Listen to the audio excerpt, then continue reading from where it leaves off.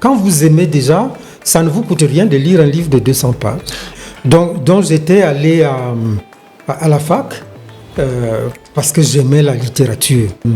Je salue mon rédacteur en chef, Jacques Famendongo. Monsieur le ministre. Ministre d'État. Je signale que dans ces années 75, 76, parce que la radio était donc sous le vent des accords de coopération français. La radio n'a pas toujours fonctionné 24 heures sur 24. Hein. Okay. Non, la radio ne fonctionnait pas les lundis. Donc tu es le concepteur de Sport et Rythme? Oui.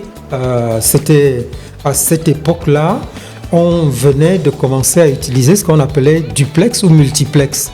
Je vous signale qu'actuellement, je fais des expériences avec les musiciens de Mbolé. Donc Ambroise Bia est ton oncle? Et mon oncle. Okay. C'est le petit frère de mon père. Ok. Voilà, c'est le petit frère de mon père. Tu écoutes encore la radio? Tu regardes encore la télé?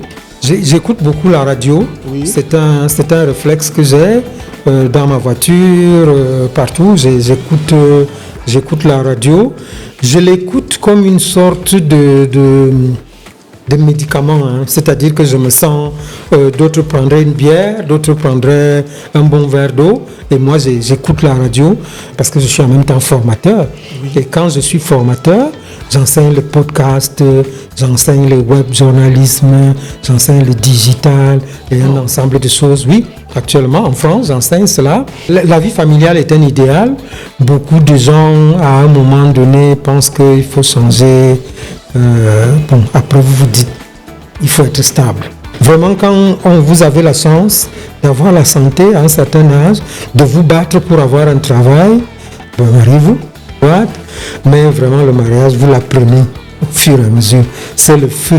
C'est-à-dire qu'on ferme la maison et là, c'est un combat à deux. Son parcours dans les médias est tout aussi riche que diversifié.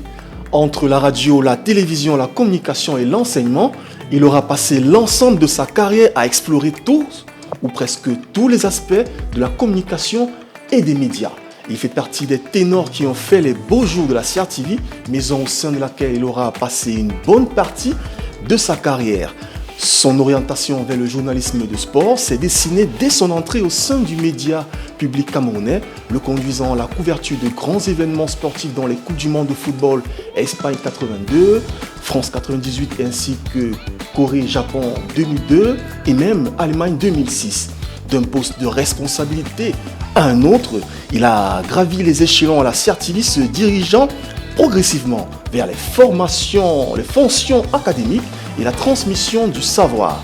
Avec son passage au CFP à CRTV et même à l'ESTIC à l'université de Yaoundé 1, à l'université Omabongo au Gabon ou même Cotonou au Bénin et Limoges en France, il n'a pas manqué une seule occasion d'enseigner la pratique du journalisme et de voir germer au fil des ans les nouvelles générations de journalistes. Aujourd'hui, âgé de 75 ans et de moins en moins visible sur la scène médiatique, il est souvent l'objet des questionnements de la part des internautes qui se demandent où il est passé et ce qu'il est devenu. Il nous dira tout dans un instant. Salut à toutes et à tous et bienvenue dans cet autre numéro de votre podcast Mediatube Inspire.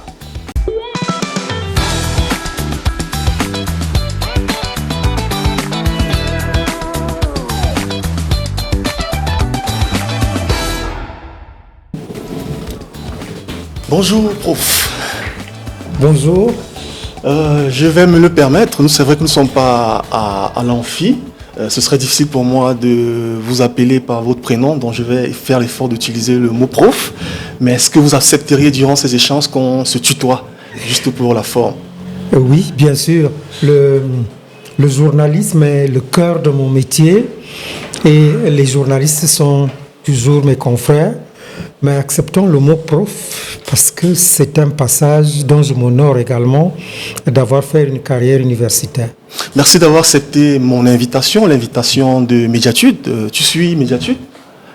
Oui, j'ai déjà eu l'occasion 2 ou 3 fois. Et c'est impressionnant quand même ce projet à cause de cette expérience de production dans les nouveaux formats. je me passionne pour ces nouveaux formats et c'est dans ce cadre que j'ai rencontré Médiatude. Merci beaucoup. Une petite anecdote me concernant. Quand je te voyais à la télé, tu me faisais penser beaucoup à mon père, de par la taille, les allures, le sourire et même l'âge. Mon père est né également en 1951, comme toi. Oui. Vous avez presque la même taille. C'est d'ailleurs lui qui me parlait beaucoup de toi. Je n'ai réellement pas connu ton époque de présentateur. C'est vrai que les années 2000, on parlait déjà de toi, mais dans ma jeunesse, je n'étais pas conscient que je regardais Daniel Anicet-Noah. Et donc, c'est mon père qui me parlait régulièrement de ton parcours, de toi, de ce que tu étais, etc. Et donc, cette allure, cette taille, cette silhouette, est-ce que ça a été un avantage en tant que présentateur télé? Oui, je crois que c'est une carte gagnante d'être open mind, d'être de bonne humeur. N'importe quelle taille que vous avez en ce temps-là, vous faites partie des wonderful people. Donc, je fais un effort d'être toujours de bonne humeur depuis que j'ai commencé cette carrière et je pense que c'est le ticket gagnant dans cette carrière. Et tu rêvais déjà embrasser cette carrière quand tu étais au collège de la retraite? Tu as fait le collège de la retraite? J'ai fait le collège de tu rêvais déjà être journaliste? Je crois, je rêvais d'être quelqu'un qui s'exprime. Je me souviens d'ailleurs qu'au collège de la retraite, entre la classe de première et la classe de terminale, il y avait eu un test à la radio. Et j'étais parti pendant la récréation faire le test. La radio était à 100 mètres du collège. J'ai fait le test et je l'ai passé. Et nous sommes en 1972, quoi, j'ai la retraite. Nous sommes en 1972. Oui. Et j'ai passé, mais après les parents ont souhaité que je termine mes études. Mais l'idée était déjà là, comme une obsidienne, comme une obsession. Je voulais faire de la communication. Et qu'est-ce qui te donne envie de faire le métier à cette époque où il n'y a pas encore la télé? Je crois, sauf si je me trompe, il n'y a pas encore la télé. Quels sont les modèles? On est loin d'avoir la télé, on est même loin d'avoir plusieurs radios. Il n'y avait qu'une seule radio au Cameroun, mais j'étais passionné de lecture.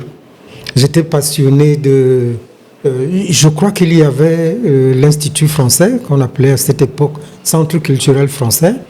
Et un jour, l'ambassadeur de France m'a invité et il a parlé avec moi pendant pratiquement 45 minutes.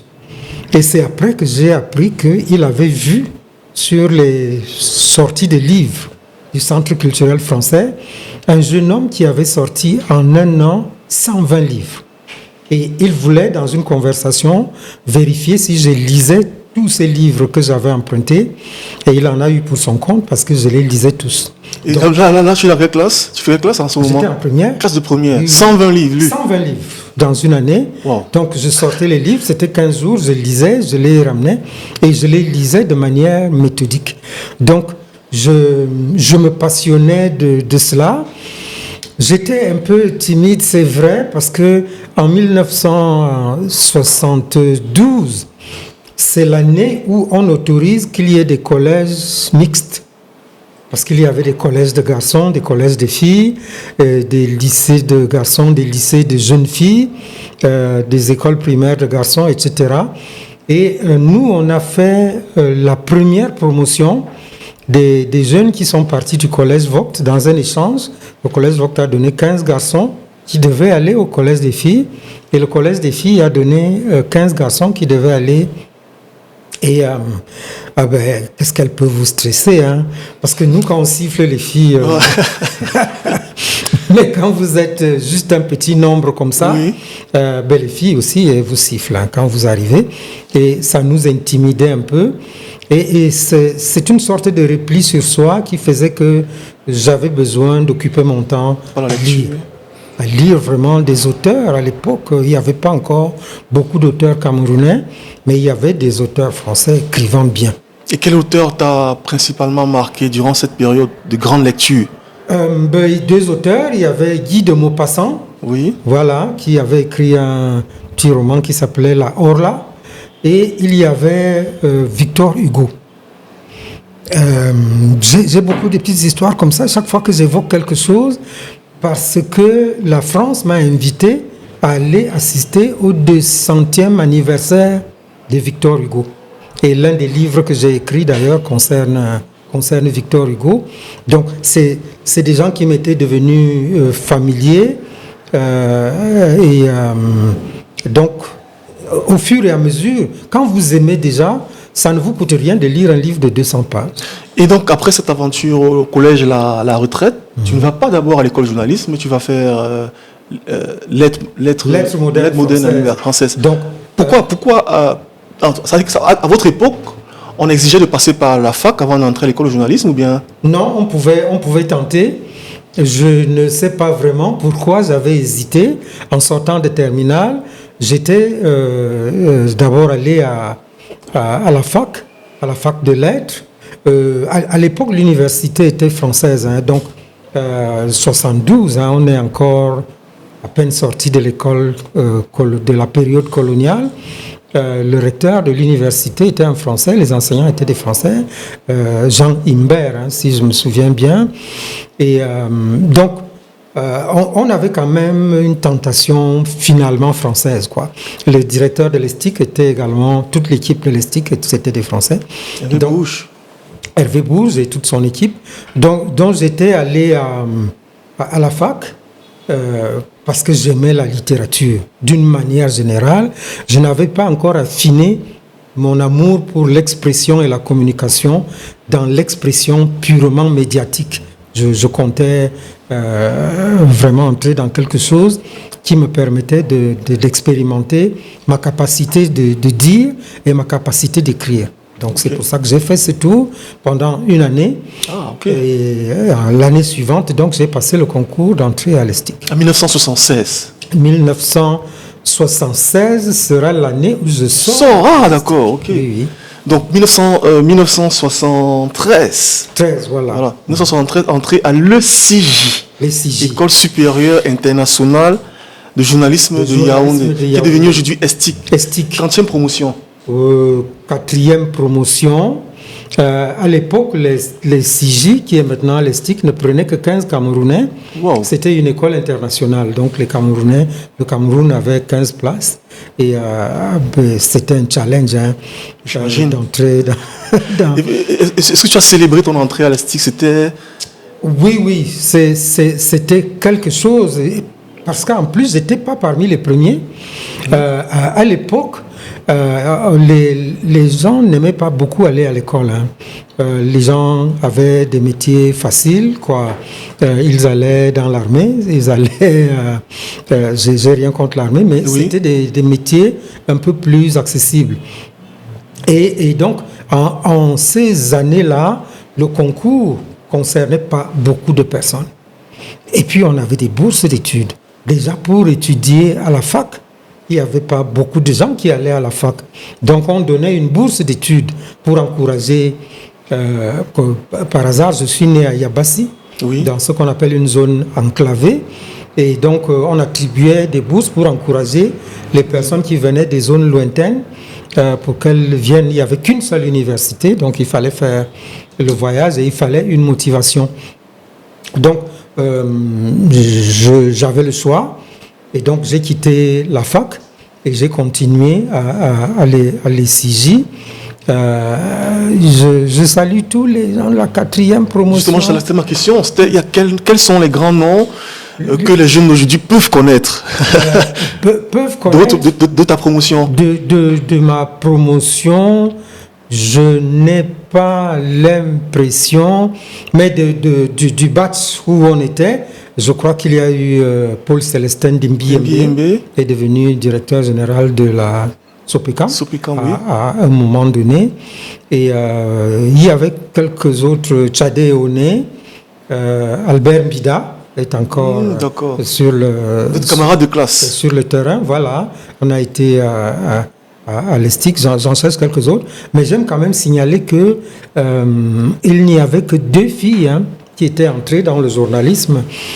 Julie Bassega, 3 quand même. Julie Bassega, Anne Guéde, on appelait Anne Yumbi, et puis Essono.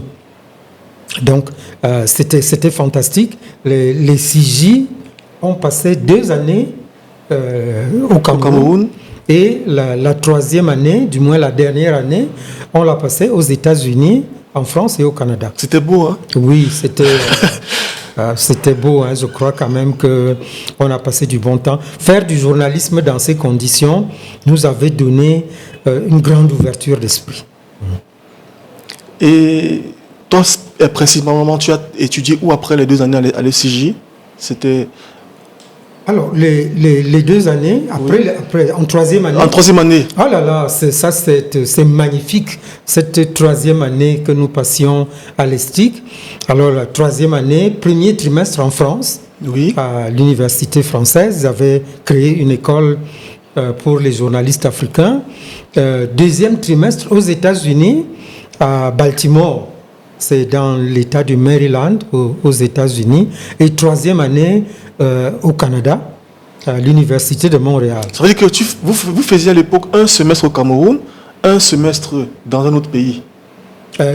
Toute la troisième année dans d'autres pays. Donc, Ok. On est parti de la France pour continuer aux États-Unis et on est parti des États-Unis pour continuer en France et pour revenir faire notre examen, la soutenance.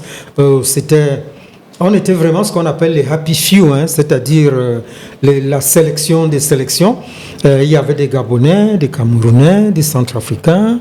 Et je me souviens que notre camarade gabonais qui s'appelait Albert Ndjembo, quand on est revenu pour les soutenances, lui, il était déjà ministre de la communication au Gabon. Et la soutenance était terrible, hein, parce que il y avait les représentants du Gabon, des ministères.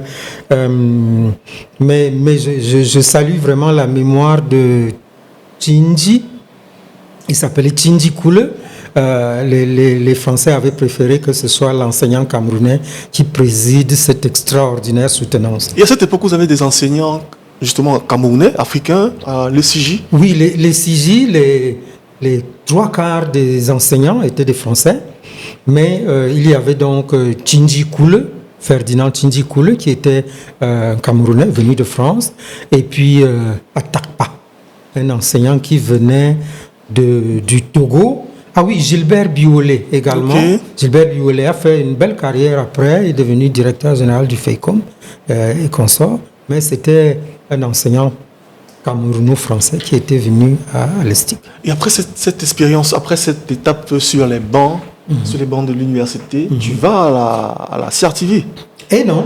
Et donc, après cette étape, j'étais plutôt tenté par la presse écrite. Ok. Oui, parce que j'étais habitué à la littérature. Oui. Et je fais partie de la toute première équipe de Cameroun Tribune. Cameroun Tribune, c'est le grand quotidien du Cameroun qui triomphe encore jusqu'à aujourd'hui. Cameroun Tribune commence en 1974. Ok. Et donc juste après au moment où je sors, j'ai fini l'école pour aller à Cameroun Tribune. Et donc j'ai commencé là-bas. Je salue mon rédacteur en chef, Jacques Famendongo. Monsieur le ministre. Ministre d'État. Il a fait une belle carrière entre-temps, mais c'était notre rédacteur en chef. Et il y avait quelques autres célébrités. Et pour la petite anecdote, le directeur général de Cameroun Tribune, on appelait à cette époque Agrakam. Il s'appelait Etoga Eyili. Et c'est lui qui sera directeur général de la CRTV bien plus tard. Donc on l'a toujours appelé le grand inaugurateur, hein, le grand fondateur. Voilà. Et comment tu te retrouves finalement à la radio? Voilà, je fais 2 années à Cameroun Tribune et je sens que ça ne me donne pas la dimension que je souhaitais. Et je vais à la radio. Je signale qu'à l'époque, de toute façon, nous, on ne cherchait pas d'emploi parce que pour entrer à l'ESTIC, on signait quelque chose qu'on appelle l'engagement décennal. Donc, en sortant de l'ESTIC, ou de l'ECJ de l'époque, vous aviez juste le choix entre l'endroit où vous allez, mais vous étiez déjà fonctionnaire. Donc, j'ai simplement permuté et je suis arrivé donc à Radio Cameroun. La radio du Cameroun elle-même, à cette époque, était encore aussi française. Donc les accords de coopération couraient encore. Donc on était les pionniers, les premiers journalistes vraiment à arriver à Radio Cameroun. Évidemment, il y avait eu Henri Bandelo, Augustin Black, Moutongo, Antoine Lobé, Abel Mbengue. Oui. On les avait trouvés là, mais eux, ils avaient travaillé avec les Français et eux, ils n'avaient pas fait le cycle de formation. Donc ils ont appris sur le tas. Voilà, ils ont appris sur le tas. Ils ont fait parfois des stages de courte durée en Europe, mais Jules Atangana et quelques autres. Donc, eux, ils n'avaient pas vraiment suivi le cursus, mais ils nous ont accueillis. Vous savez, en la matière, avoir beaucoup de diplômes ne signifie pas forcément être la personne qui est dans les pratiques du métier. Donc, je salue toujours Gideon Taka et quelques autres, Sami Angou, qui nous avaient accueillis à cette époque-là. Et donc, avant d'arriver sur le parcours télé, là où la génération Y, c'est Y, t'as vraiment connu, c'est quoi le parcours à la radio? Très long parcours à la radio, parce que même le parcours télé sera parallèle. Oui. Donc, on fait un parcours qui était très enthousiasmant. Lorsque nous arrivons à Radio Cameroun, on fait les premières expériences de journalisme. Je signale que dans ces années 75, 76, parce que la radio était donc sous le vent des accords de coopération français, franco-camerounais, la moitié, sinon les 3/4 des émissions venaient de France étant déjà enregistrées. Ah, d'accord. Voilà, haute tension, les Camerounais étaient habitués, l'émission sur l'histoire, l'émission sur les dramaturgies le dimanche soir, les émissions pour les jeunes, etc., venaient de France dans des boîtes. Voilà. Mais nous avons dû, quant à nous, et les anciens journalistes étaient surtout des speakers. C'est-à-dire qu'il y avait des petits Français qui écrivaient derrière. Louis C.D. Jos, Guy Breton, etc. Et les Camerounais lisaient. Se contentaient de lire. Parce que c'était déjà l'indépendance, quoi. Donc, c'est quand même pas les voix des Blancs qu'il fallait. Et lorsque nous arrivons, les 2-3 premières générations venant de l'Estique, on prend un peu les choses en main et ça va mûrir petit à petit. Les Camerounais de l'époque n'oublient pas le premier journal matinal. Hein. Ça s'appelait 6-7-8. 6-7-8. Parce qu'il y avait une édition à 6h, une édition à 7h et une édition à 8h. Donc le journal s'appelait le 6-7-8. Comme toujours, je crois. Il y a toujours une édition de journal à... Oui, bon, mais c'était un nom extraordinaire. Ok, d'accord. qui était assez percutant. Oh, pas toujours. La radio n'a pas toujours fonctionné 24 heures sur 24. Hein. Okay. Non, la radio ne fonctionnait pas les lundis. Donc, il fallait réparer les machines, ajuster, etc. Donc, il n'y avait rien qui n'émettait le lundi? Non, c'était mardi. On donnait rendez-vous aux auditeurs mardi matin. Et la radio arrêtait à minuit. Donc, on allait dormir. Les gens fermaient aussi leur poste. Il y avait une seule radio. Et puis, on reprenait à 5h30 du matin. Et à cette époque, tu es entré à la radio en 1978, c'est ça? 77, 77. Oui, voilà. oui. Et donc, tu viens comme speaker également ou bien reporter? Non, moi, je viens directement déjà comme journaliste. Mais donc, au départ, on faisait quand même quelques reportages, mais on faisait surtout le journal, hein, ce qu'on appelle les rewriting. On réécrivait les dépêches, mais les premiers reportages avaient quand même déjà commencé. Et Joseph Marcel dit, plus tard il y aura Jean-Claude Tout et quelques autres. J'oublie Zachary Niman, ça sera déjà un peu la deuxième génération où ils seront, Antoine Maringono, où ils seront vraiment des reporters. Mais nous, on faisait surtout des émissions de plateau qui fonctionnaient de cette manière. Et c'est dans cette mouvance que je commence à faire une émission de plateau qui s'appelait Sport et Rythme, dans laquelle il y avait la musique et le sport. Donc tu es le concepteur de Sport et Rythme? Oui. C'était à cette époque-là, on venait de commencer à utiliser ce qu'on appelait duplex ou multiplex. c'est-à-dire on pouvait appeler des personnes à l'extérieur du studio, dans les stations. Et donc on a fait cette expérience d'appeler des personnes, et j'ai fait cette émission Sport et rythme. Dimanche. J'y étais, oui, les dimanches après-midi. Jusqu'à maintenant, cette émission existe. Je dis pas.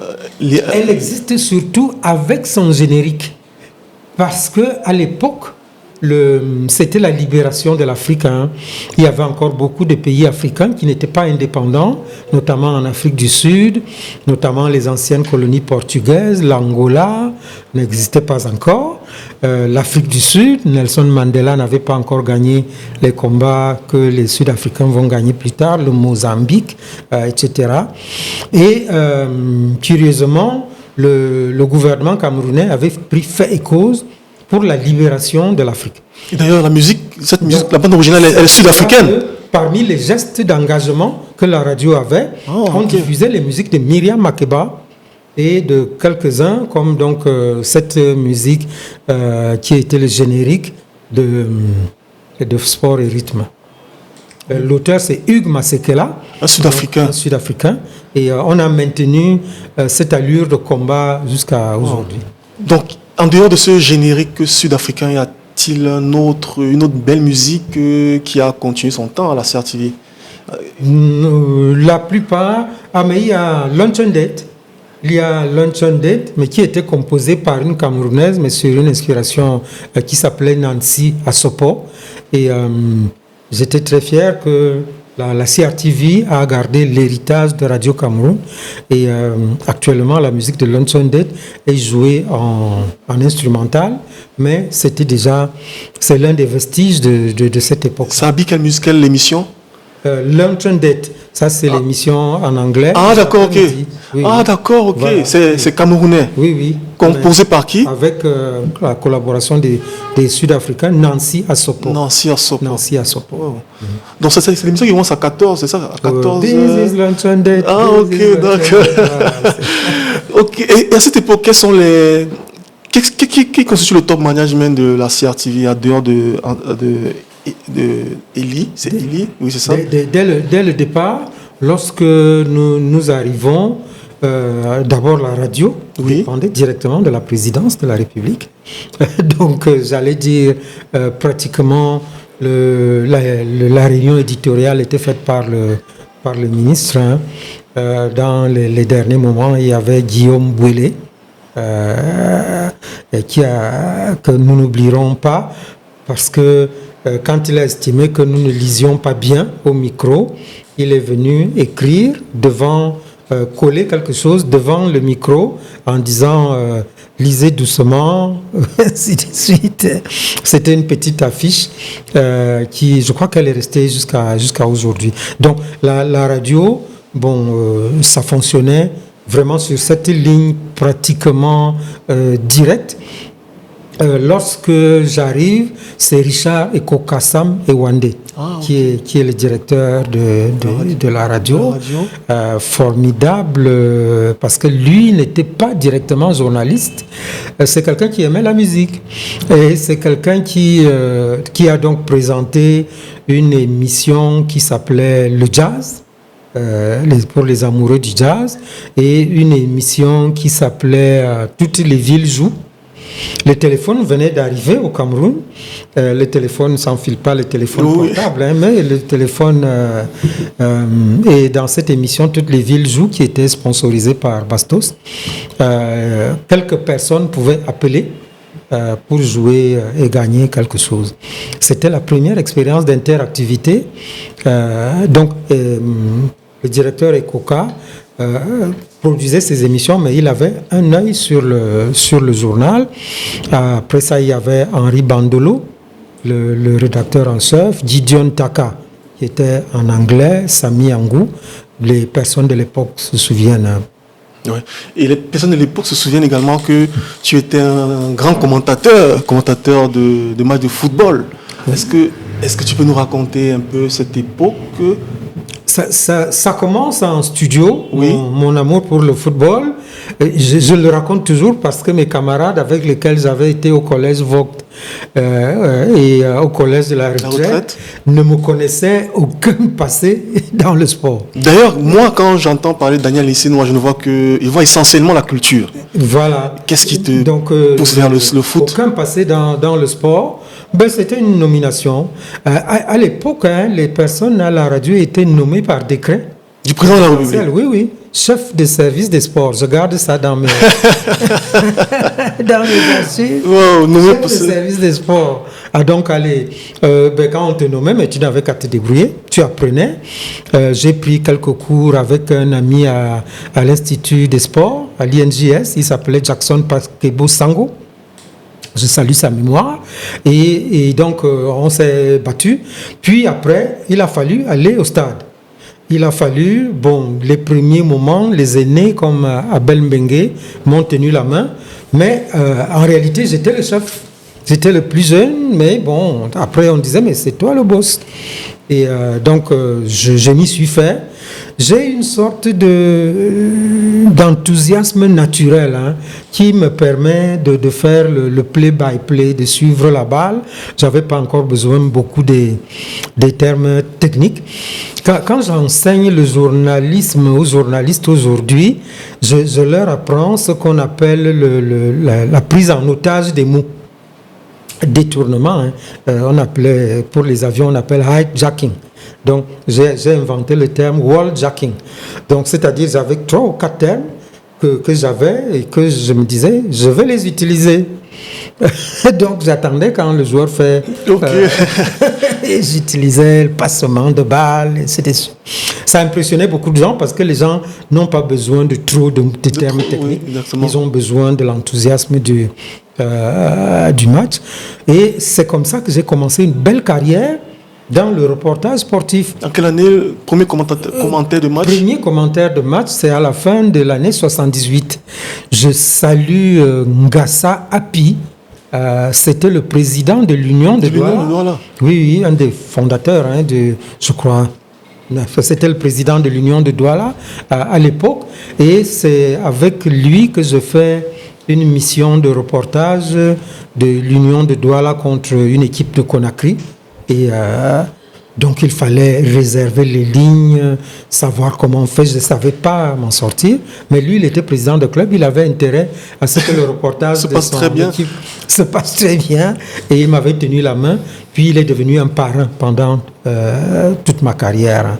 Et après, vraiment, ça a vogué. Il y avait l'Union de Douala, il y a eu Dynamo de Douala, mais surtout le Canon de Yaoundé. Je veux dire, le Canon a gagné toutes les coupes possibles. Ça fait que nous étions sur les routes et dans les avions, mais toutes les 4 semaines. Toutes les 4 semaines. Et donc, les Camerounais étaient servis. On faisait des reportages en direct à partir de la Tunisie, je sais pas, de Libreville, de Kinshasa, etc. Et aujourd'hui, il y a des tandems. On a les tandems Jean Lambert, Fonetier qui est. À votre époque, c'était quel tandem? Avec Zakarinko. Donc là, c'était les deux. Oui. Chaque fois, c'était Daniel Anissenois, Zakarinko. C'était un duo d'enfer. J'essaie de m'en souvenir, mais je m'en souviens même pas avec nostalgie. Je m'en souviens comme une sorte d'apprentissage de la vie. C'est comme ça que nous avons appris au fur et à mesure. Beaucoup de gens ont fait des carrières à la CRTV ou dans des grands médias. Je les vois sortir du jeu étant un peu aigris, étant un peu, oui, c'était bien à notre époque, oui, ce n'est plus bien. Les jeunes d'aujourd'hui, oui. Les auditeurs à penser cela. Moi, je pense que dans une belle carrière, on apprend tous les jours. On apprend tous les jours et on est sur une lancée, sur une expérience unique. Donc je salue la mémoire de Zakarinko qui est passé il y a déjà quelques années à Buea, mais c'était quelque chose de formidable. Et donc, tu fais le commentaire de match à la radio jusqu'en quelle année? Ça va être une carrière assez animée, parce que je fais d'abord Radio Cameroun jusqu'en 1982. Ok.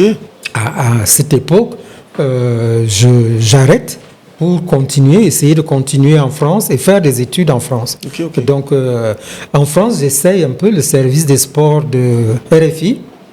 Je salue Jean Diatta, c'est la personne qui était mon boss là-bas.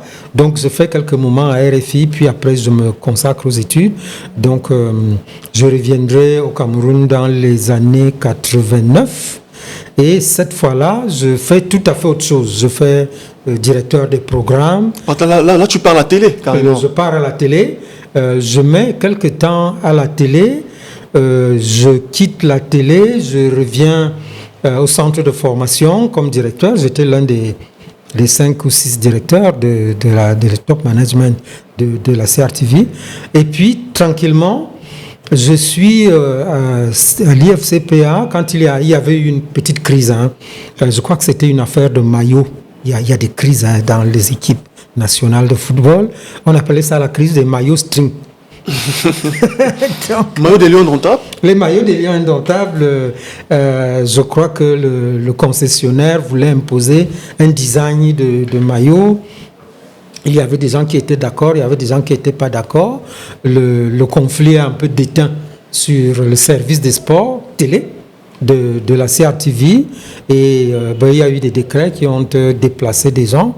Et comme il fallait remplacer dans la journée, on a dit, mais oui, Daniel Aniceno a déjà été reporter sportif.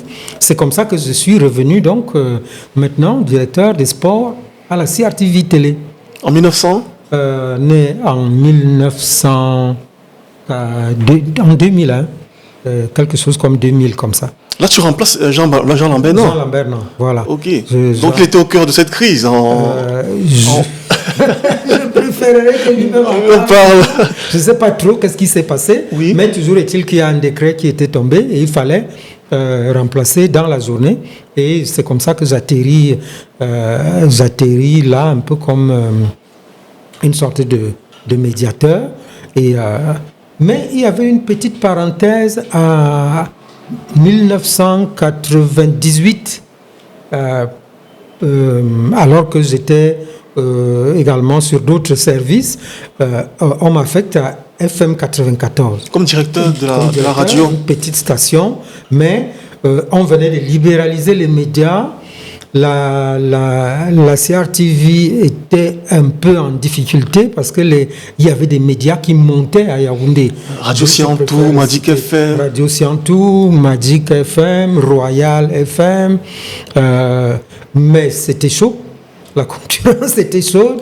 Et la CRTV a donc envisagé de relifter, de booster FM 94. Donc on m'a envoyé en mission commandée là-bas. C'était presque mission impossible au départ. Figurez, vu que j'avais 65 ans, 60... J'étais largement déjà dans l'autre âge. Oui. Mais là, je devais utiliser des jeunes de 19 ans, 20 ans. Maximum 20 ans. Ambroise Wally, Nadine Patricia Mengue, ils étaient un certain nombre, Henri Fidèle, Kwam Djilo. Je devais travailler avec, j'en oublie, Rosine Bessa, Jolie Nibngom, Saint-Lazare Amougou. Donc j'ai regroupé vraiment une équipe commando. Vraiment commando pour balancer les concurrents. J'ai l'impression que ça a marché. Donc, il y a eu donc 2 événements. D'abord, j'ai fait moi-même, parce que j'ai moi-même décidé de descendre à l'antenne pour accompagner les jeunes. Avec quelle émission? Avec une émission qui s'est appelée Le Roi Mania. Ah, je sais pas. Voilà. Donc, Claude Leroy avait été l'entraîneur de l'équipe du football du Cameroun auparavant. Puis il est revenu pour la campagne de la Coupe du Monde de France 98. Donc on avait vraiment créé un mouvement. On avait décidé de faire un événement radiophonique tous les jours à 7h jusqu'à 7h20. C'était incroyable. J'ai dit c'était incroyable parce que pendant cette période, notre émission a regroupé autant de publicités que l'ensemble de la CRTV réunie. Wow. Vraiment presque 50%. C'était des chiffres incroyables. Des annonceurs incroyables m'avaient rejoint. Tellement toute la ville était avec cette émission. Je salue Alexandre Siewe, qui est maintenant un grand animateur, un grand propriétaire de radio à Douala, et qui est de toute façon un des princes qui est passé par la CAF, directeur de la communication à la CAF, qui est passé par ABK Radio, vous voulez dire. Donc il était à cette époque-là à Total, et c'était un de mes soutiens les plus... Donc on avait le budget de Total, on avait le budget c'était incroyable, à tel point que lorsqu'il a fallu que les radios partent à la Coupe du Monde en France 98, le directeur général à l'époque, Mendozé, avait dit mais vous avez produit tellement que vous-même vous devez aller à la Coupe. Financer votre voyage. Voilà. Donc on a financé et moi j'ai couvert donc la Coupe du Monde France 98. Étant directeur de FM 94. FM 94, hein, oui. Et j'avais laissé en studio Emmanuel Mbédé.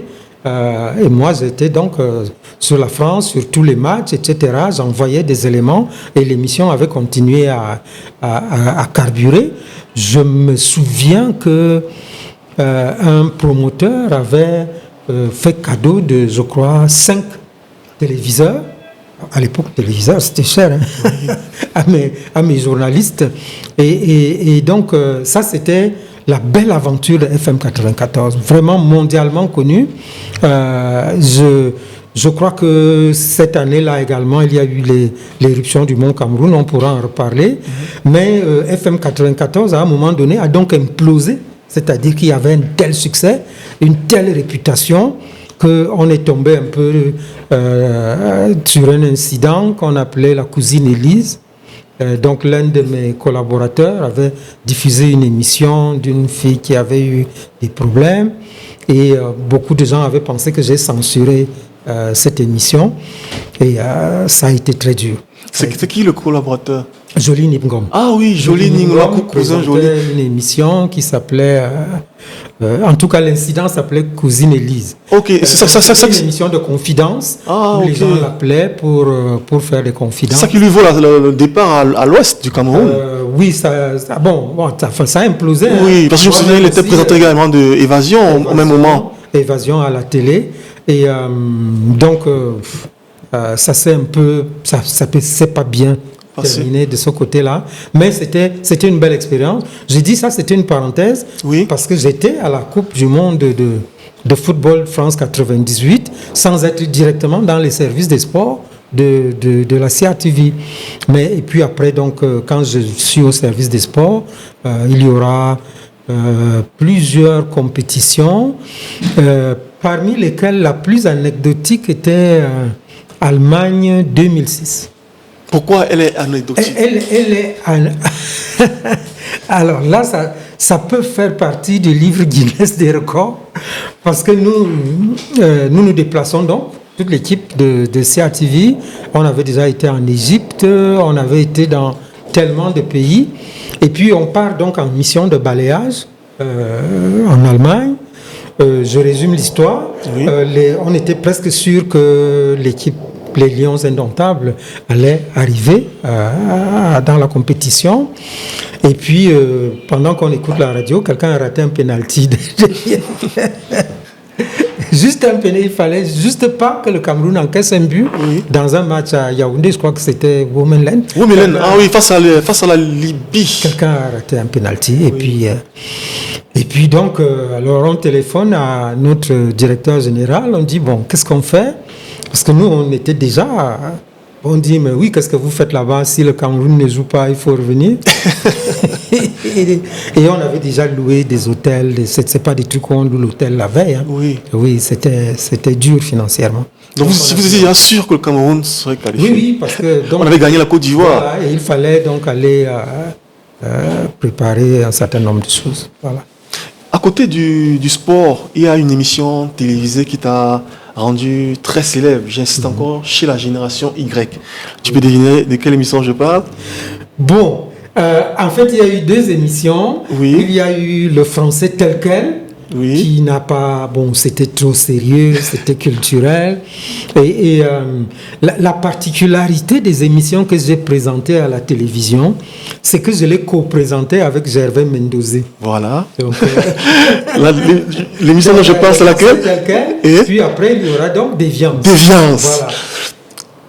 Déviance, c'était une expérience extraordinaire. Oui. Parce que on se passionnait donc pour la moralité publique, Oui. pour la délinquance, etc. Et après, il y avait un sacré malentendu. Je salue Samuel Biboum, c'est mon caméraman.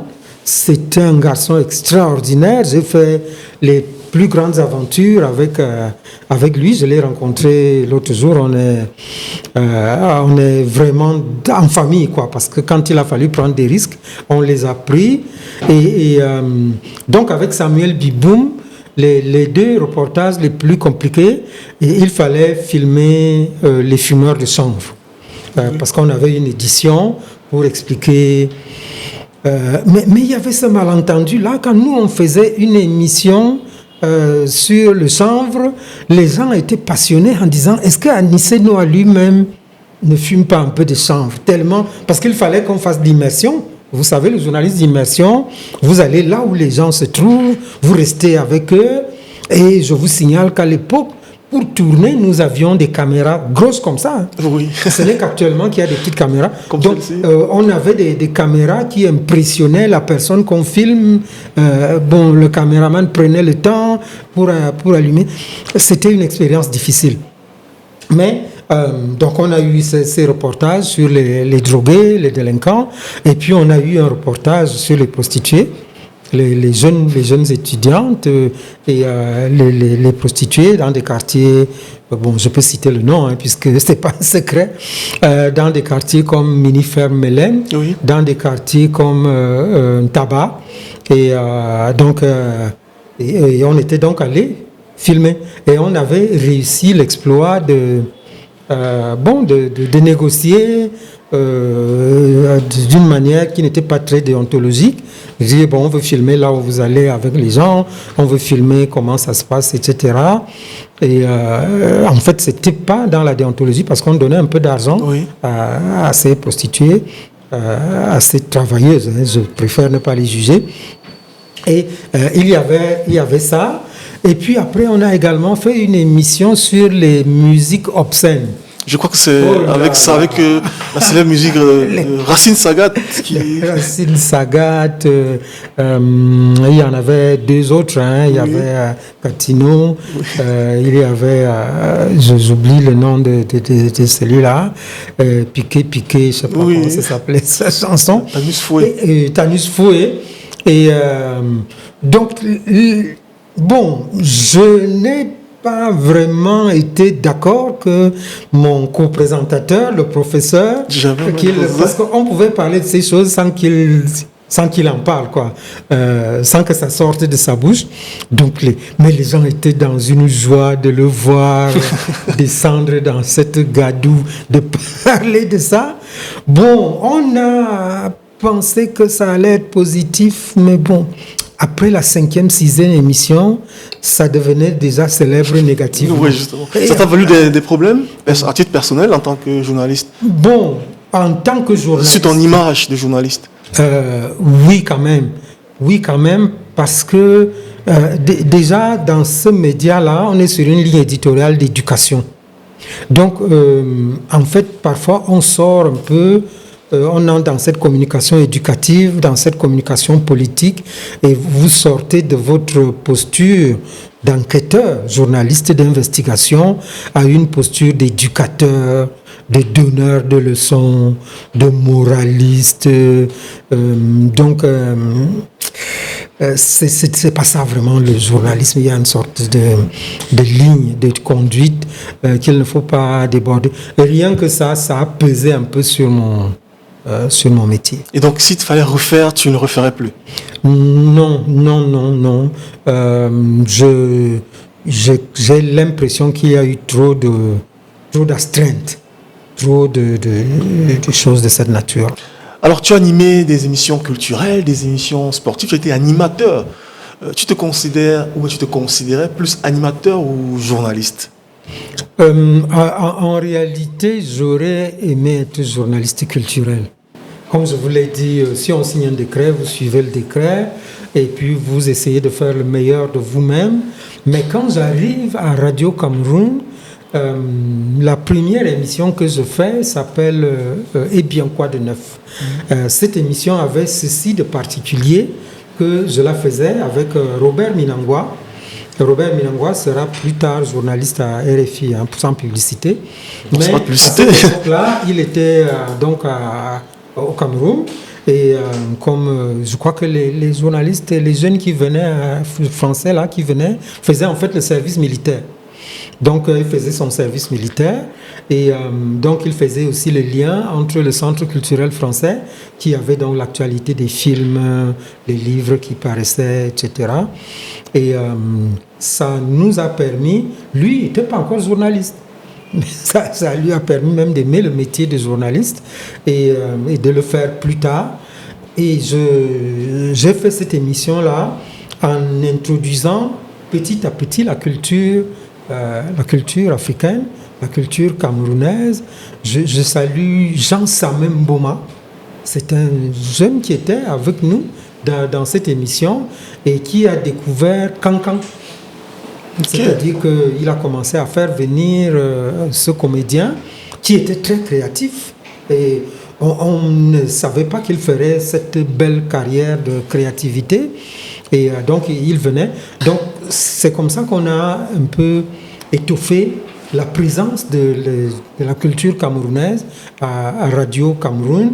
Les gens, au départ, sont un peu craintifs de la créativité, de l'innovation. Je vous signale qu'actuellement, je fais des expériences avec les musiciens de Mbolé.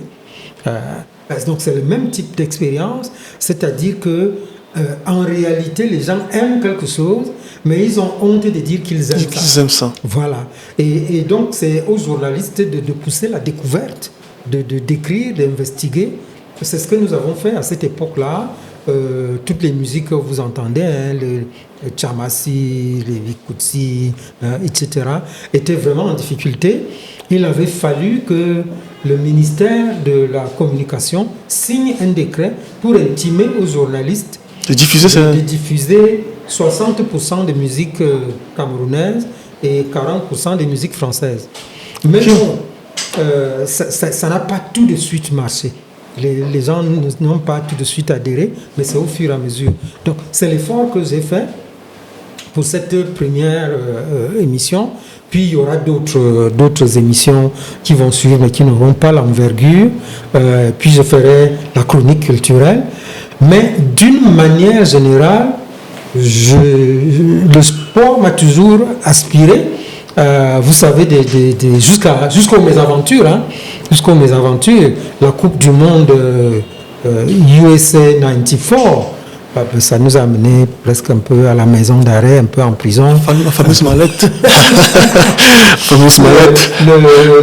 L'incident s'appelait coup de cœur. On pensait coup de cœur. Donc, la Coupe du Monde des États-Unis s'annonçait très chère, comme celle qui va venir également, s'annonçait tellement cher pour le Cameroun, le dollar, ainsi de suite, les hôtels. Et donc, il a fallu que l'État camerounais lance une opération pour que tous les Camerounais cotisent. Oui. Et au début, on n'avait pas l'impression que ça va marcher, mais ça a marché. Beaucoup de gens ont donné de leur argent, même dans les villages, etc. Le petit problème a été ensuite la gestion. Le gros problème, vous voulez dire? Cet argent, d'abord, dans un premier temps, la défiance au ministre des Sports de l'époque, il devait s'appeler Massoua II. Et il était président de Diep Dinkam, une équipe de Yabassi, quelque chose comme ça. Ou bien il avait été président. Au dernier moment, avant le voyage, il a été donc déclassé. Est-ce que l'argent a disparu? Jusqu'au jour, je ne sais pas. Canaries, Caïman. Est-ce qu'il y a eu un problème de conversion d'argent? On ne sait pas trop. Mais il y a eu un problème. avec cet argent.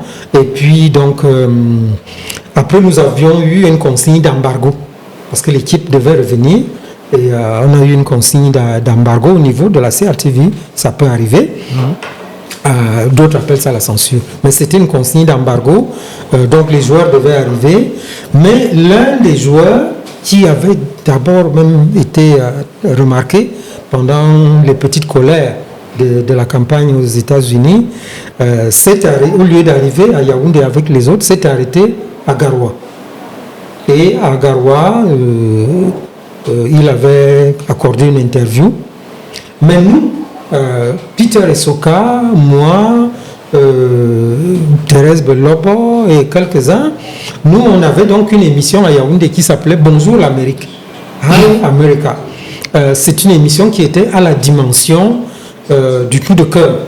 C'est-à-dire que pour suivre la campagne américaine et écouter nos envoyés spéciaux aux États-Unis, on demandait les commentaires également des gens à Berthois, à Marois, les stations intervenaient. Et c'était une matinée, tous les matins, c'était encore une fois quelque chose d'extraordinaire. Et même, malheureusement, l'interview accordée par Bel Joseph Antoine à Garoua est passée à l'antenne puisque c'était un direct. Oui. On ne sait pas pourquoi les confrères de Garoua n'avaient pas appliqué la consigne. Avec nous, en ce temps-là, on a écopé. On a écopé d'une suspension, petite suspension de salaire, petite, bon, mais quand on vous suspend le salaire, les fonctionnaires sont des salariés. Et puis après, bon, ça nous a amené quelques ennuis. Je vois. Ça nous a amené quelques ennuis d'avoir diffusé cela, y compris même le directeur, hein, parce que vous savez, dans le droit des médias, quand quelque chose arrive, même les premiers responsables, oui. Je salue la mémoire de Léonard Sa, qui était directeur et qui s'était retrouvé au mauvais endroit. Au mauvais moment. Avant de sortir sur l'histoire de la CRTV, quel est le fait le plus marquant de ta carrière à la CRTV? Oui. Positivement, bien sûr. Positivement, tout ça a été positif. Hein. Les 2 ou 3 fois où j'ai fait un petit tour à la maison d'arrêt, je n'en faisais pas un problème parce que ça aide d'avoir bien fait son métier et il y a toujours quelqu'un qui viendra vous délivrer d'une mauvaise passe. Ce que je retiens de la CRTV, c'est l'expérience qui m'a été donnée, la confiance de toutes ces missions spéciales que j'ai faites jusqu'au dernier moment. Je cherche laquelle, ben je choisirai la toute première, hein, la coupe du Monde en Espagne 82. C'était pas encore Radio Cameroun, c'est vrai, c'était pas encore la CRTV, c'était Radio Cameroun. Et faire la Coupe du Monde à cette époque avec seulement la radio. À cette époque, les gens, quand on faisait le reportage, il n'y avait pas encore la télé, Cameroun. Et donc les gens mettaient leur écoutez les voix. Et ils écoutaient. C'est la meilleure expérience que j'ai, le meilleur souvenir. Pour le reste, c'était la routine. On va un peu entrer dans ta vie de famille. J'ai fait quelques petites recherches, peut-être que je me suis trompé. Je me suis rendu compte que tu es dans une famille de stars des médias. Je vais dans mes fiches, j'ai fouillé. Je vois Ambroise, je peux me tromper, hein, Ambroise Mbia, Augustin Charles Mbia, Emmanuel Mbédé. Il faut préciser aux internautes que ton nom c'est Daniel Anissé-Noah Mbédé. Quel est le lien filial précis entre ces 3 personnes que j'ai citées, Ambroise Mbia, Augustin Charles Mbia et Emmanuel Mbédé, qui est également en ce moment directeur de l'IFCPA? De l'IFCPA. Je tiens d'abord à en citer encore 2 autres. Hein. Ah merci, je vais compléter, je prends mon stylo. C'est vrai qu'elle est décédée, Mélanie BTB Mbia. Ah ok. Voilà. Elle était chef de service économique. Chef de service économique à CRTV. Pierre Evembe. Ah ok, okay. Le reporter qui a travaillé. Le reporter qui a longtemps travaillé, actuellement un peu en stage à l'étranger. Bon, j'en citerai d'autres. Mais pour répondre à la question, c'est vraiment quand même une famille d'artistes. On ne sait pas qui a amené les autres, mais peut-être que c'est Ambroise Mbia. J'ai donc cet oncle-là qui est un artiste Donc, cinéma. Ambroise Bia est ton oncle. Et mon oncle. Ok. C'est le petit frère de mon père. Ok. Voilà, c'est le petit frère de mon père, et un peu jeune comme petit frère de mon père.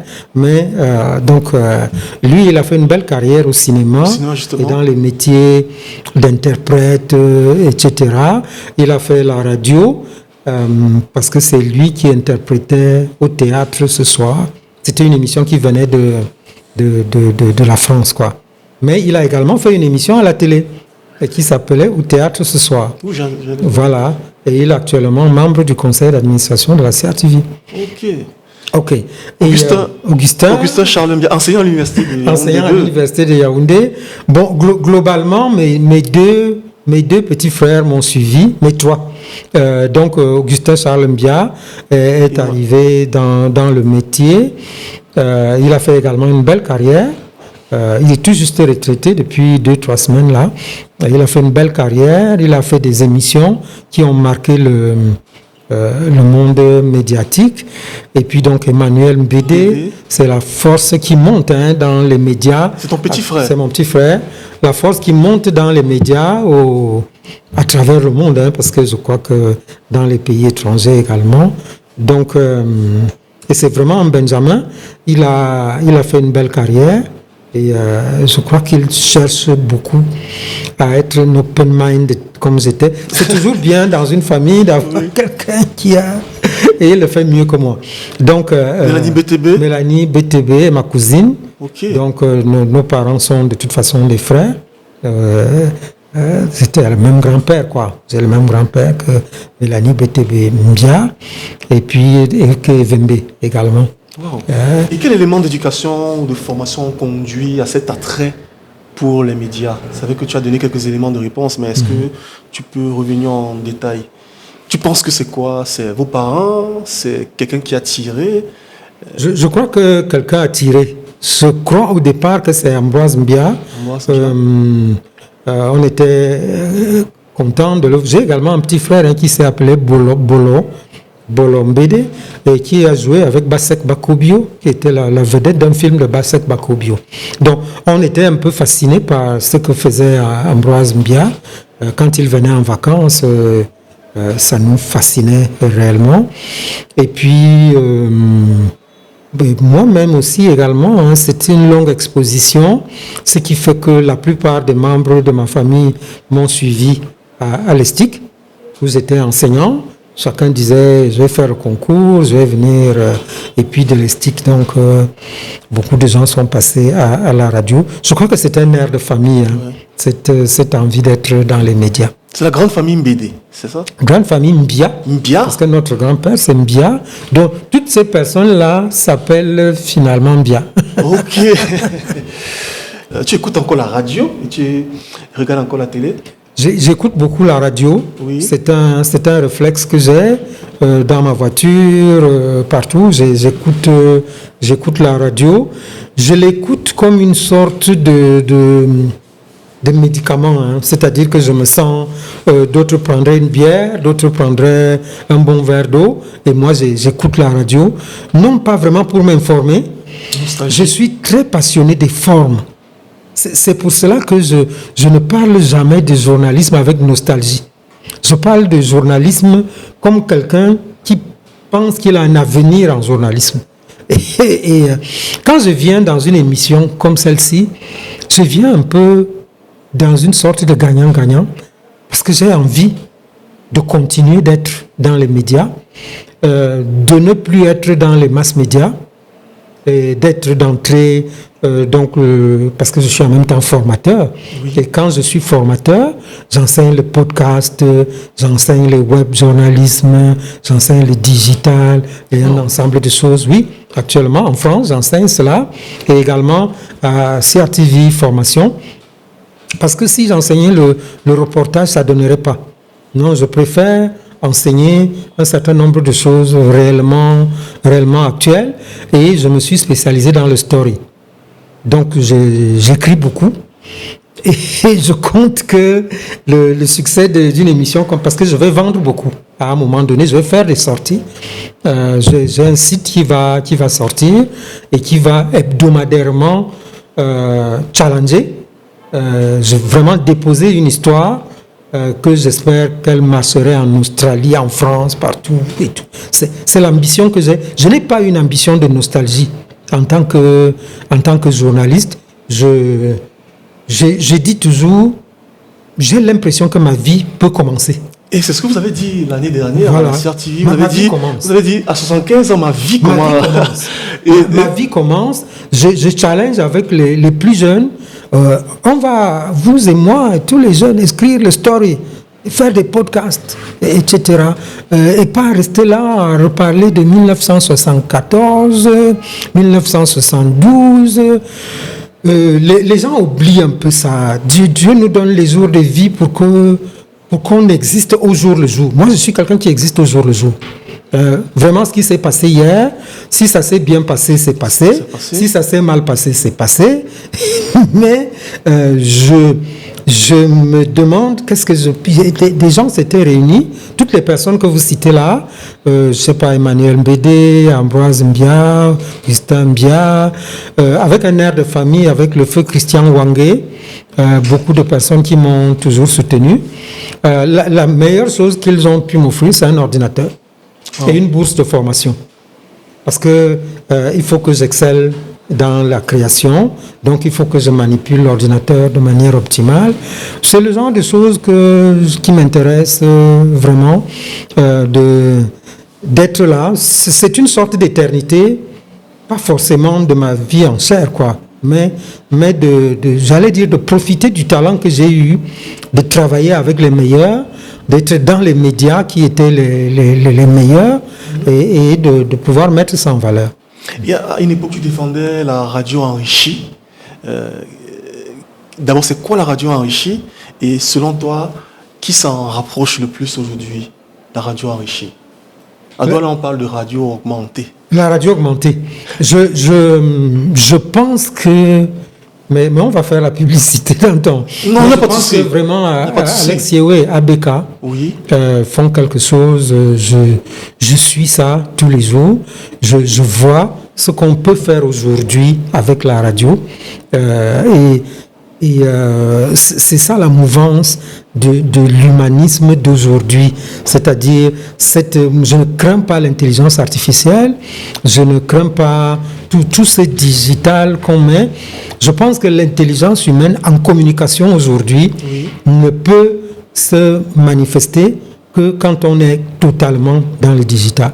Donc, j'ai fait moi-même une expérience ces 5 dernières années à la communauté urbaine de Yaoundé. Avec Koul Ongola. Avec Koul Ongola.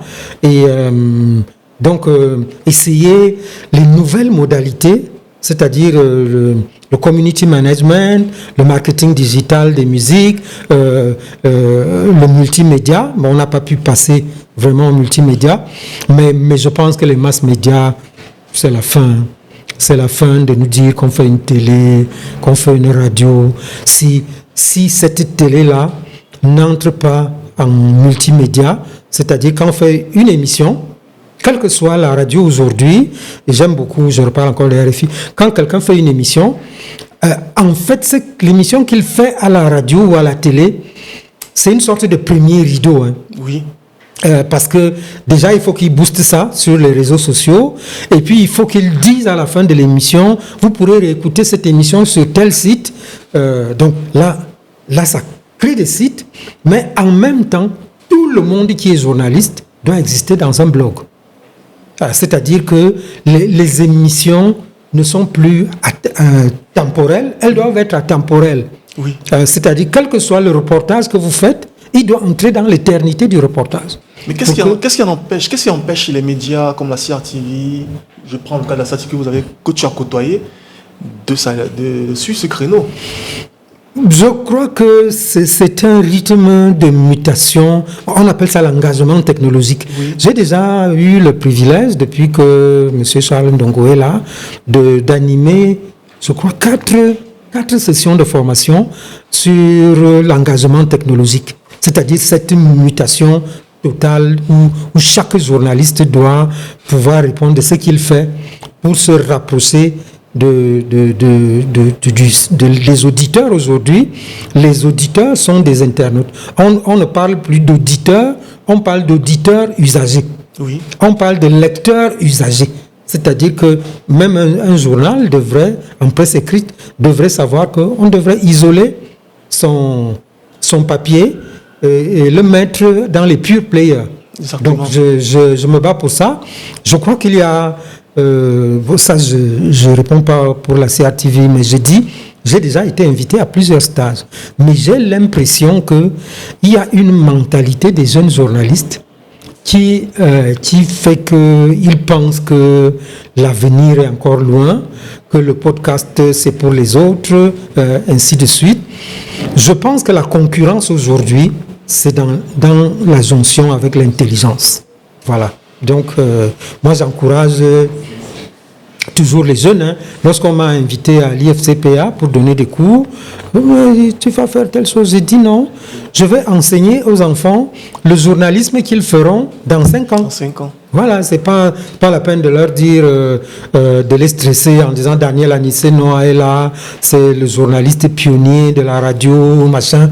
J'allais dire 1975, c'est passé. C'est passé. Et ça s'est bien passé ou ça s'est mal passé. C'est tellement passé pour moi que je me dis, j'ai survécu et je dois être dans une rampe de lancement pour l'avenir. Là, j'ai cru être dans un amphithéâtre à écouter les cours de journalisme, de radio. Et ça me permet d'évoquer un aspect qui me fascine chez toi. Le côté intellectuel, rares sont, on va compter les journalistes passés par la CRTV qui ont persévéré avec les bancs de l'école. Malgré les contraintes professionnelles, c'était quoi la motivation de poursuivre les études? D'aller faire, je vais prendre mes notes. Tu as un diplôme d'études approfondies obtenu en 1985 à Paris 2, un doctorat en sciences de l'information obtenu à l'Université Paris 2 également en 1988, un master commercial en radio obtenu à 57 ans et un HDR à 59 ans. Oui. C'était quoi les motivations? J'aime que le monde recommence. J'aime que le monde recommence et donc après il faut avoir l'esprit de la prospective, c'est-à-dire qu'est-ce que le monde va devenir. Et c'est pour cela que dans toutes ces études, j'ai fait des études de stratégie. Il faut savoir comment s'organisent les choses et ça me passionnait. Et après, la formation des jeunes me passionne également, partager avec les jeunes. Donc, j'ai fait beaucoup d'expériences. Ça m'a permis de rencontrer, j'allais dire, de grands esprits. Hein. Chaque fois que vous avez vu un livre que les jeunes journalistes écrivent, j'ai fait partie de ce livre-là. Je crois que ça fait 15 livres. Hein. Un livre sur la chronique culturelle, sur la Piro de Mbanga, avec Magloire Tchepmou. Un livre sur l'expérience des jeunes journalistes. Avec l'antenne de nos 30 ans, voilà, par Rachel Malongo. Et vous-même, et quelques autres. Je veux dire, un livre sur la culture en France, avec l'Université de Limoges, etc. Donc, ce qui me passionne, c'est la recherche, c'est l'innovation.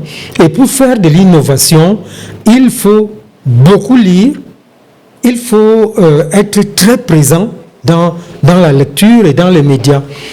C'est pour cela que pour le moment, je ne suis pas très présent dans les réseaux sociaux numériques, parce que je suis un peu scandalisé. Je vois des personnes qui n'ont rien lu sur un sujet, mais qui donnent leur point de vue. Mais c'est très embêtant. Et moi, j'aimerais bien, chaque fois, encourager les gens. Il faut lire. Il faut lire. Quand vous n'avez rien lu, vous deviez vous taire. Voilà. Donc, cette allure-là me donne l'envie d'enseigner tout le temps et l'envie de faire des recherches. Je me passionne également, c'est aussi sur la communication africaine. Sur les possibilités, par exemple, d'adapter les formats africains. Je m'intéresse aux formats, des formats d'expression africains sur le numérique. Je m'intéresse à cette grande tangivité, c'est-à-dire à l'extrême, vous avez des inventions africaines, des ancêtres, et à l'autre extrême, vous avez l'engagement numérique le plus avancé vers l'intelligence artificielle. Je me sens Et bien comme ça, je suis reparti aux études. Bon, j'ai tous ces doctorats et tout. Mais j'aime dire que j'étais déjà directeur de Radio Cameroun. Justement. Quand j'ai décidé d'arrêter ça. Bon, parce que après on dit, est-ce que tu veux être directeur général, est-ce que tu veux être ministre, est-ce que tu veux... on ne veut pas tous être tout ça. On veut, quand on est journaliste, être le plus grand journaliste, ou presque. Et donc je suis reparti aux études en France. Quand je suis arrivé, j'avais 50 combien d'années, et le professeur avait 19 ans. Vous savez, l'informatique, il y a des personnes qui vont très loin, très haut et très vite. Et après, elle avait l'impression, elle m'a dit vraiment, papa, si tu veux montrer que tu es aussi un élève, moi je veux que tu aies 19 sur 20, le reste de ta vie là ne nous intéresse pas. Voilà, donc je me suis aligné à ça. C'est un effort qu'il faut faire aujourd'hui pour que vos amis vous aiment plus. Pour que vos confrères vous respectent, mais surprenez-les en montrant que vous venez d'arriver avec les jeunes disent maintenant, vous venez de new quelque chose. D'arriver avec quelque chose de nouveau, pas dire le passé était comme ci, ainsi de suite. Mais ce que je veux surtout savoir, comprendre, c'est, je veux entrer un peu dans ton mindset. Tu travailles, tu gagnes bien ta vie, tu es un fonctionnaire, travailleur à la CRTV, tu es star, mais concrètement, qu'est-ce qui te pousse à aller à l'école?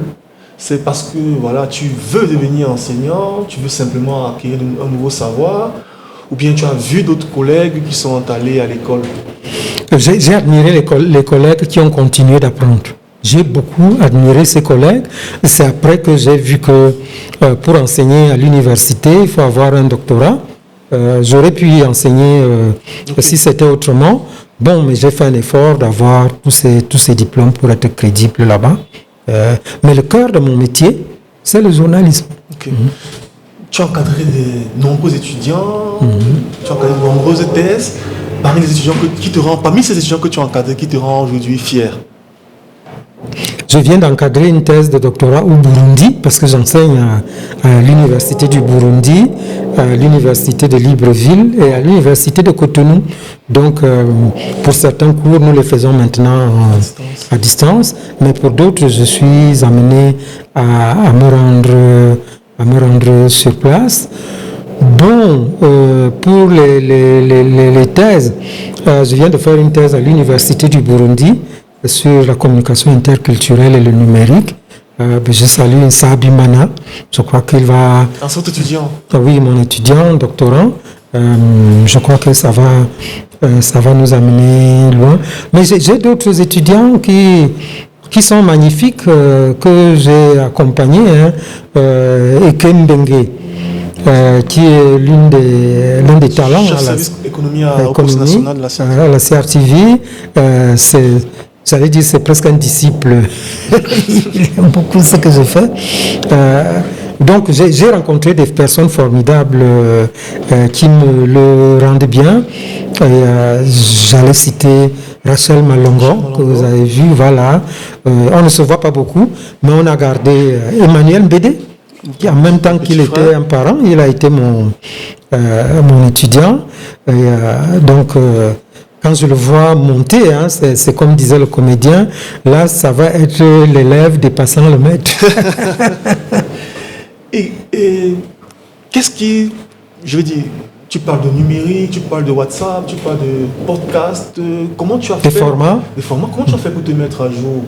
Je rappelle que tu es né en 1951. Oui. Je connais des parents, comme je l'ai précisé au départ, tu as l'âge de mon père. Ça fait je connais des parents qui ne savent pas utiliser WhatsApp, qui ne savent pas partager les liens. Comment tu as fait pour te mettre à jour?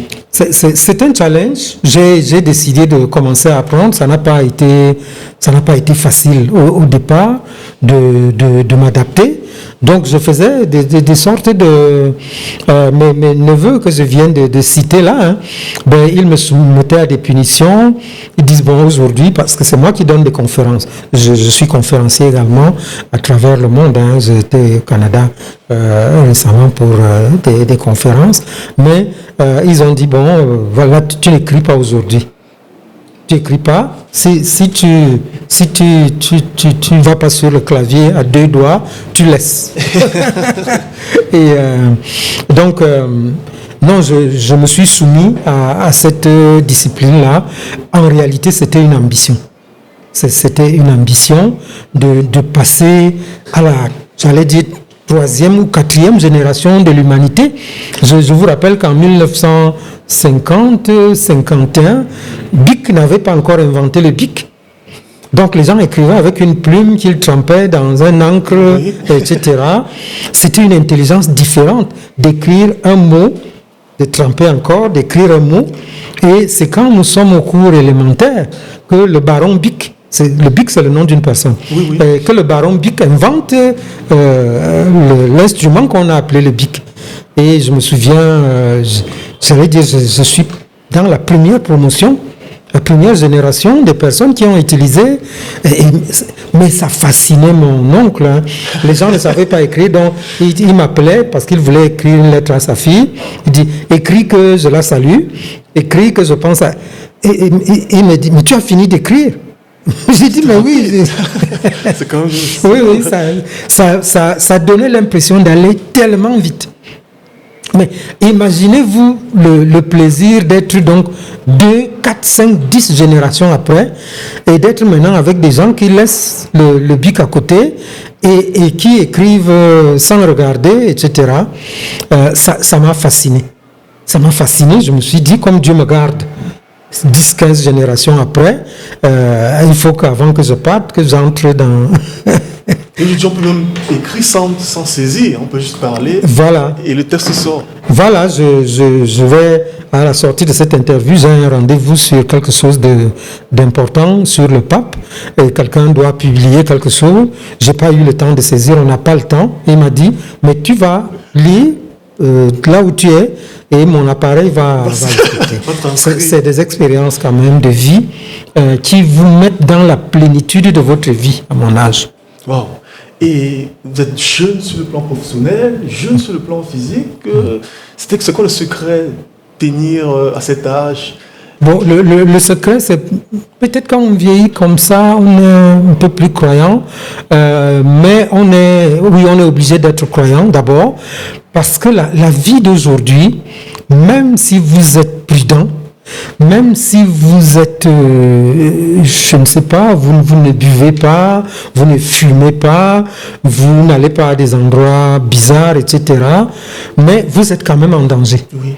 L'homme du XXIe siècle ne se rend pas compte de ce que le pain que vous avez mangé, je sais pas, l'eau que vous avez utilisée pour vous brosser les dents, ça peut vous tuer à tout moment. C'est-à-dire quand vous vous levez le matin, ce qu'on appelle les maladies métaboliques, vous avez un rein qui ne marche plus, vous avez le diabète qui arrive, vous avez la tension, vous avez des gens qui ont toutes les consignes de bonne conduite là.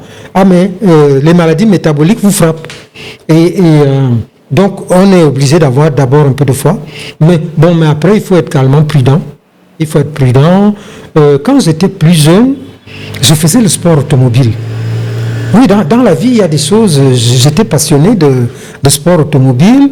Il y a une société qui s'appelle Sosucam qui faisait des rallyes dans les routes des plantations. Et je conduisais. Je salue Monté.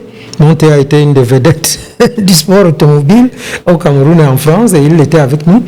Et donc, bon, là, vous n'êtes pas prudent parce que vous êtes jeune. Mais au fur et à mesure, vous vous dites, vous portez une famille dans la voiture, parfois c'est les enfants des autres, etc. De vous-même, vous vous dites, je ne peux pas conduire quand même maintenant à plus de 90 à l'heure, quel que soit le cas. Et donc, vous avez des prudences comme ça. Et puis, comme j'ai dit, vous aurez les plaisirs. Moi, je suis toujours partisan qu'il ne faut pas trop se priver aussi. Oui. Il ne faut pas trop se priver. Il ne faut pas boire tous les biens, mais il ne faut pas s'interdire tous les biens. Tu vois. Bon, donc, parce qu'à un moment donné, la vie doit être vécue comme une action de grâce. Et donc, je suis mesuré. J'essaie de continuer d'être mesuré. Je recommande aux autres de ne pas abandonner la vie qu'on leur donne de ne pas des tristes personnages, des vieillards moralistes, gris, etc., de ceci, mais de continuer de chercher la sérénité. Ok. Tu as 9 enfants? Oui. Tu hésites, tu en as plus. Comptons déjà 9. Comptons déjà 9 de quelques nationalités.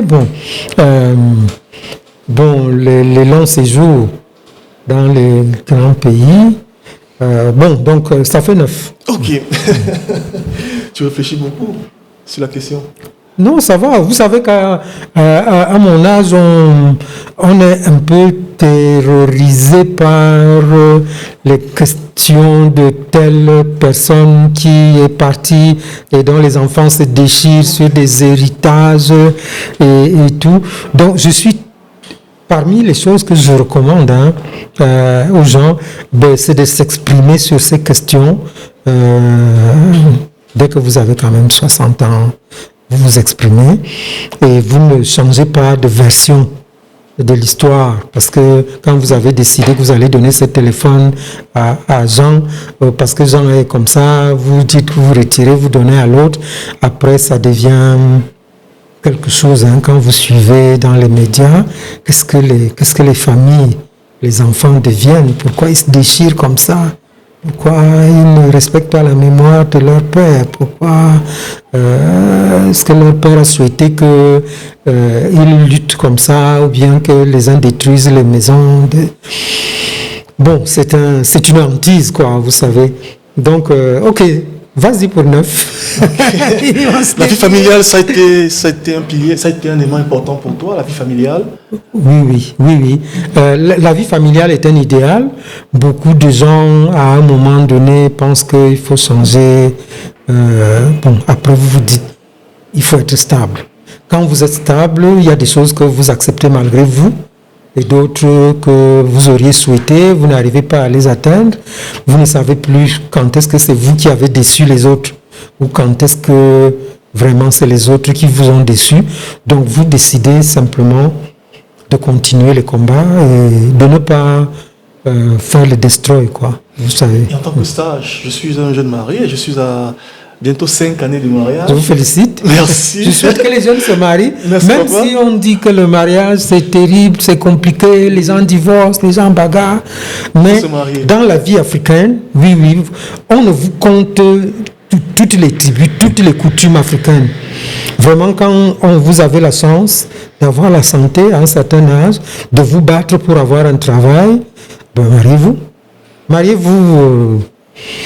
Et après, essayez de stabiliser cela. Et c'est quoi le secret de ton expérience, le secret pour réussir son mariage? Le sens de la négociation, oui. Le sens de l'humilité. Et il faut toujours se dire qu'on apprend. Parce que on va vous dire, vous avez vu vos parents, vous avez vu les gens à gauche, à droite, mais vraiment le mariage, vous l'apprenez au fur et à mesure. C'est le feu. C'est-à-dire qu'on ferme la maison et là, c'est un combat à deux. Et dites-vous toujours que dans ce combat à deux, chacun de vous, le combat qu'il mène, c'est comme s'il luttait contre un régiment. Il faut qu'il négocie la fin du combat. Voilà. Donc, c'est un peu ça. Parce que si on vous dit c'est mauvais, les filles disent les garçons sont pas bien, les garçons disent les filles sont pas bien. Si vous entrez là-dedans, vous n'allez jamais vous engager et vous n'allez jamais vous expérimenter dans la négociation. Dans les combats de la vie, votre talent aussi consiste à savoir anticiper sur les crises, pas vraiment en donnant beaucoup de cadeaux de plusieurs milliards, ça n'aide pas. Mais vous pouvez anticiper en connaissant l'autre, en voyant que comme il n'aime pas telle chose, il faut commencer à l'habituer à telle chose. Et puis la personne aussi faire appel à son intelligence. C'est possible. L'humain est un humain. L'humain n'est pas un animal. Quand vraiment vous entendez l'autre a tué l'autre machin, non, eux ils ne sont pas dans les humains. Mais si vous vous comptez comme un humain, you can overcome. Vous pouvez surmonter. Merci, professeur Daniel Anissé Noah BD, d'être passé chez moi, chez nous. Les médias sont ma maison, le journalisme est mon métier et je suis en famille partout, je suis dans les médias. Je souhaite bonne chance à Médiatude. Je suis bien votre expérience. Je me passionne pour la forme des choses, le format des choses, surtout le format quand il atteint le numérique, le design, etc. Quelle que soit l'information que vous donnez, quel que soit ce que vous faites, pour être accepté aujourd'hui, il faut être un prince de la forme, ce que je vous souhaite. Merci. Merci à vous, chers internautes, de nous avoir suivis pendant ces heures. On se donne rendez-vous très bientôt, mais avant tout, je souhaiterais que vous vous abonniez à notre page, à nos différentes plateformes pour suivre l'ensemble de nos contenus. On se donne rendez-vous très bientôt avec un autre invité. À très bientôt.